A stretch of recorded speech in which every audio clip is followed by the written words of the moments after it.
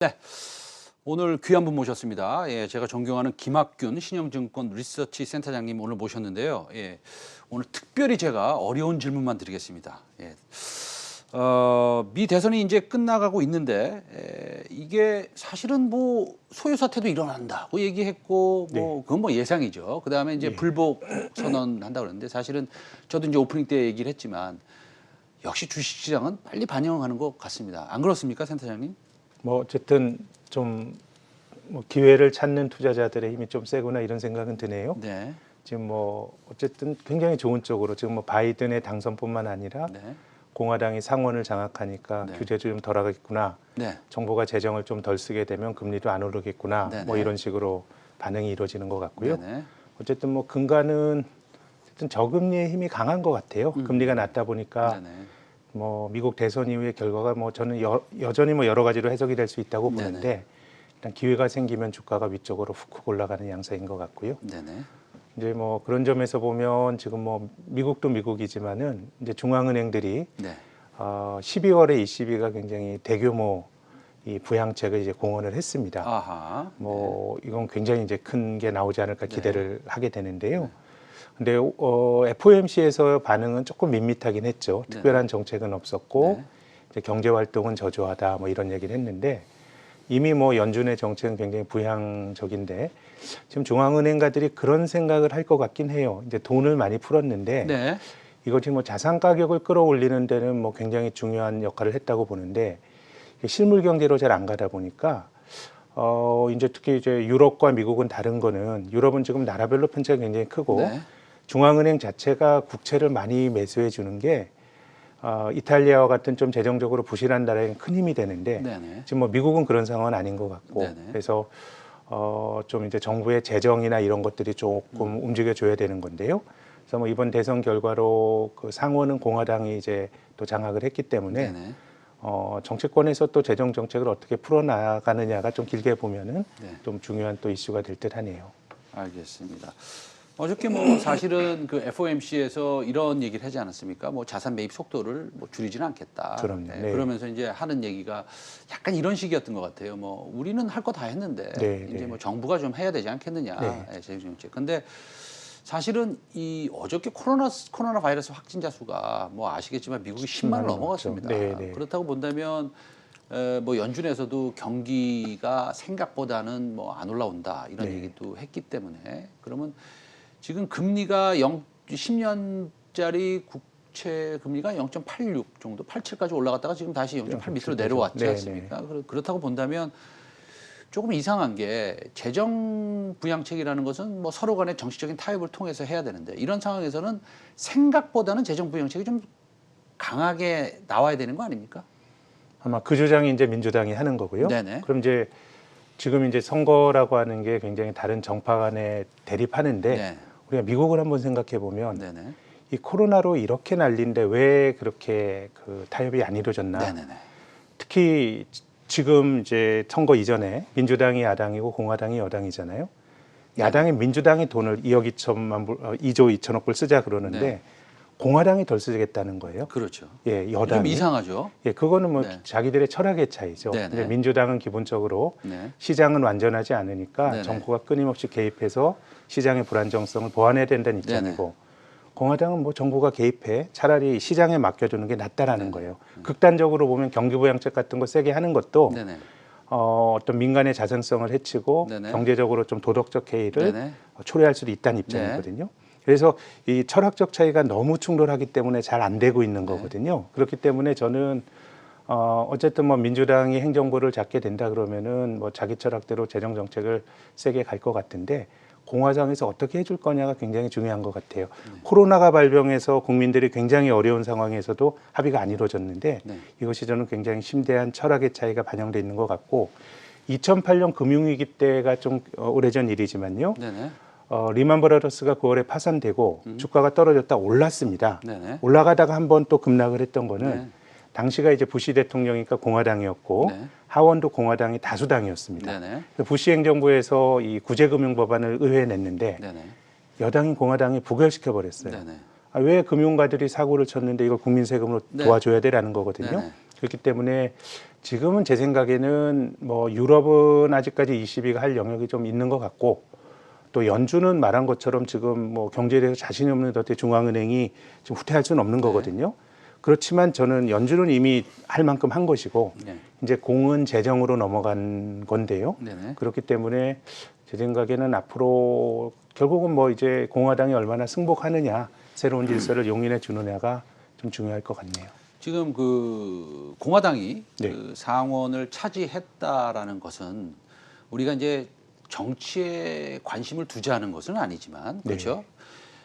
굉장히 그 의미가 좀 있는 것으로 저는 보고 있는데요. 예, 질문을 제가 이제 왜 이런 질문을 드리고 싶냐면 사실은 정치는 타협 아니겠습니까? 그런데 지금 보면은 공화당과 민주당이 지금 민주당의 대통령이 나올 것 같고 공화당이 상원을 이제 차지할 것 같다라는 확률이 굉장히 높은 이 시점에서 민주당이 사실은 그 대형 기술주의 법인세를 올리고자 굉장히 노력을 많이 하고 있고 지금도 그런 주장을 하고 있지만 이게 타협이 잘 안 되기 때문에 그럼으로써 대형 기술주는 아직도 올라가고 3일 만에 나스닥은 신고가를 기록하고 있고 게다가 풍력 관련된 내지는 태양광 관련된 2조 달러를 쓴다는 그다음에 지금 본인이 대통령이 되자마자 파리 기후협약에 재가입하겠다는 이런 논조가 나오면서 사실은 한쪽 방향으로 쏠리지 않고 시장 전반적으로 좀 올라가는 것은 약간 정치적인 골디락스 아니냐. 이것도 좋고 저것도 좋고. 왜냐하면 공화당이 상원 장악하면 그린 뉴딜로 2조 쓸 수 있겠어요? 네, 그러니까요. 파리 기후 협약을 탈퇴한 게 트럼프의 어떤 뭐 그 아주 그 돌출 행동이 아니고요. 그래서 공화당원들의 유력한 의원들이 많은 성명서를 냈어요. 이게 뭐 기본적으로 그 친환경이란 건 대의에 대해서 공화당도 대놓고 그 반대하기는 어렵지만 이거 미국이 심한 부담을 지는 옳지 않은 게임이다 이런 얘기를 하는 거니까 제 생각에 지금은 뭔가 가늠하기 힘들다고 봐요. 그렇지만 시장이 지금은 좋은 것들을 선택적으로 지각을 하는 것 같고 이제 그 근간에는 금리가 떨어진 게 있는 거고 또 한편으로는 뭐 이런 식의 생각도 있는 것 같아요. 이제 그 상원을 민주당이 장악하지 못해서 재정 지출의 강도가 조금 약해진다 그러면 연준이 조금 돈을 더 써야 되는 거 아닌가라는 기대도 깔려 있는 것 같고요. 그래서 지금은 제 생각에는 말씀하신 것처럼 뭐 올라가는 게 뭐 말이 안 되는 건 아니죠. 나름의 논리들이 있기는 한데 지금은 조금씩 그 각각 영역에서 가장 잘 될 수 있는 것들 이제 투자자들이 조금 프라이징하고 있는 거 아닌가라는 생각은 듭니다. 알겠습니다. 저는 뭐 정치적인 골디락스라는 표현을 했는데 그거는 지금 뭐 시장의 반응은 딱 그렇게 해석을 하는 것 같습니다. 근데 우리 센터장님은 더 좋은 표현을 하셨어요. 좋은 것을 선택적으로 지각한다. 아주 좋은 표현이시고 좀 100% 동의합니다. 뭐 우리는 시장이 좀 좋아야지 되는 거니까요. 그렇죠? 물론 뭐 버블이 크게 나면 문제가 생길 수도 있겠습니다만 지금은 뭐 좋았으면 좋겠습니다. 그리고요. 그 기본적으로 ECB가 이제 최대 부양책을 내놓는다고 이렇게 이제 공지를 뭐 이미 했고 뭐 아는 사람들 좀 알지 않습니까? 그다음에 뭐 라가르드 총재 같은 경우야 좀 그런 성향을 좀 가지신 분이라고 예전부터 생각을 했는데 이게 우리나라에 영향이 있는 겁니까? 글쎄요. 지금 뭐 전 세계가 돈풀기 경쟁을 지금 이제 하는 건데 그래도 뭐 어쨌든 뭐 중앙은행이 돈을 푼다라고 하는 게 뭐 나쁜 건 아니죠. 특히나 이제 달러나 유로 같은 기축통화국이나 중기축통화국은 거기서 돈을 푸는 것 자체가 이제 글로벌 유동성을 공급하는 역할을 하는 거기 때문에 제 생각엔 뭐 지금 중앙은행의 스탠스는 거의 뭐 자산시장에 판을 깔아주는 것 같고 근데 한편으로 이제 딜레마는 야 어떻게 실물 경제보다 자산 가격만 계속 올라갈 거냐고 보면 규제 리스크는 있는 건데 어쨌든 뭐 전반적인 상황들은 뭐 계속해서 이제 투자자들에게 유리한 판을 중앙은행들이 좀 깔아주는 것 같고요.